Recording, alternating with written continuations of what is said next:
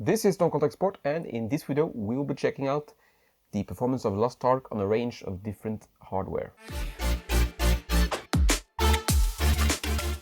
Everywhere I've been looking, I've seen this game come up on YouTube, on Twitch, on Steam, basically everywhere. So I figured I'll test it out, I'll try it, and I had fun. It was a good game, but I wanted to do some benchmarking to see how the game performed. And I decided to use those numbers for a short video for other people that also were curious about the performance of the game. So the benchmarking run was done in one of the first towns that you come to. I can't remember the name. You come out of church or something. I think it's Port something. I could be wrong. I'll have it on screen, but I can't remember right now. And the test system I used was based on a C490 platform with the Aorus Elite motherboard and an Intel i5-11400 CPU. So that's basically a fairly mid-range CPU. And I tested with 2 times 8 GB of 32 MHz CL16 memory. Those are dual rank sticks though, so keep that in mind. Performance might be slightly different, but it shouldn't make too much of a difference. And the cooler I used was not the box cooler, but the Arctic Freezer i32, I think. It's quite old now, but still a good cooler. So I used Windows 10 and the latest drivers for both the NVIDIA and AMD GPUs that I've tested. I tested at 3 resolutions, 1080p, 1440p and 1440p ultra-wide instead of 4K, because personally I prefer that, so that's what I did. So the AMD GPUs I used were the R9 290, and the one that everyone loves to hate, the 6500 XT, the RX 6500 XT, and lastly the RX 5700 XT, so that's previous generation, and it performs about the same as the 6600 XT. So if you got a 6600 XT, you can expect around about the same performance. For the R9 290, I used the standard AMD drivers, not the custom Nives drivers this time.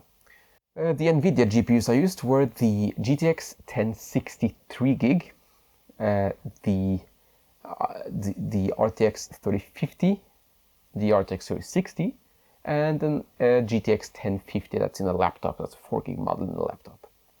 So those were all the GPUs I tested. I also did some testing with the Ryzen R5 3600 as well, just to see if there was a large performance difference between Intel and AMD. But we start off with the GPU benchmarks. So at 1080p, the 6500 XT was 28% faster than the aging R9 290. The 1063 gig was about 8% ahead of the 6500 XT, which was a rare occurrence in my 6500 XT review, while the RTX 3050, 3060 and the RX 5700 XT were able to deliver more than 144 frames per second on average. And as you can tell here though, the frame times for all the cards, they are not ideal. In fact, they are quite poor, and I'm not sure why, but this was the case for all the benchmarks, so it might just be how the game is, or at least how my game was. Also, the 5700 XT and the 3060 are heavily CPU bound at this resolution. Moving up to 1440p, and the 5700 XT and 3060 delivers about equal performance, but are still somewhat CPU limited. The 3050 fell short of 144 frames per second here, but delivered 29% more frames than the 1063 gig. Again though, the 1063 gig is able to beat the 6500 XT by 17%, and again the 6500 XT is quite close to the R9 290. It did have the best frame times here though, but I would not read too much into that. Moving up to 3440 by 1440, here we are finally GPU bound on all the cards.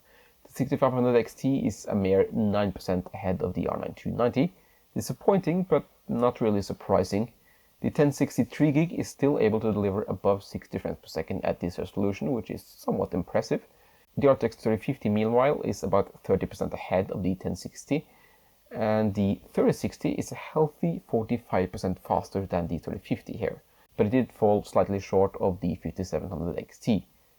Also, none of the cards here managed to do 144 frames per second at this resolution, so you would have to drop the settings slightly for that or get something like a 3070. Next up is CPU scaling, so I locked the i5-11400 to 4.2 GHz, and I disabled some cores and threads and tested how much of a difference it made in the game. As it turns out, there was not a whole lot in it. Without hyperthreading, we saw no change in performance. With 4 cores and 8 threads, we see a 4% decrease in performance.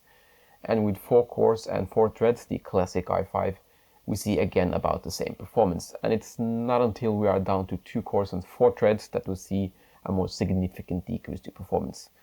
So the 2 cores and 4 thread i11400 was 13% slower than the fully enabled 11400, so we see a 13% decrease there. Do keep in mind though that the 11400 has more cache than most of the lower end parts, which will impact performance. So a 2-core 4-threaded 11400 will probably be faster than, say, a Pentium. And it also possibly has slightly higher clock speed at 4.2 GHz. Lastly, we also have the R5-3600, which traditionally is a bit slower than the 11400, but in this case it's ever so slightly faster. So that was a nice turn of events. Next up, we use the R5-3600 to check out the X9 versus the X11 performance to see if there is a benefit of using the older DX9. With the X9, we see a drop in performance of around 9% with no improvement to frame time, so it doesn't really make any sense to use the DirectX 9 in my opinion. Lastly, I also tried memory overclocking. So using the same sticks, we overclocked them to 3732 MHz, tuned some timings, including all the sub-timings, and ran the benchmarks again to see if we could see an increase in performance. And yeah, the end result was a 5% decrease in performance, which is not a lot and possibly not worth the time you have to invest to do the memory overclocking and the validation and stuff like that. And that's pretty much all the benchmarks I did. The good news here though is that you don't actually need a new GPU to play this game. It ran perfectly fine on older hardware, and of course you can lower the settings again to get some more performance if you need it. However, you do need a GPU. I also tested briefly on the iGPU in the 11400. That was not pleasant. So 1080p low settings was around about 30 frames per second on average. I didn't actually run the benchmarks because I didn't find it playable, so I didn't bother. But yeah, you can do around 30 frames per second on 1080p low with the iGPU in the 11400, and probably about the same in the higher end models because they do have a slightly better iGPU. But that's pretty much it for this video. Thank you so much for watching. I hope it was somewhat helpful or at least informative. If you like MMOs, maybe go check out Lost Ark on Steam. And that's it from me. Goodbye.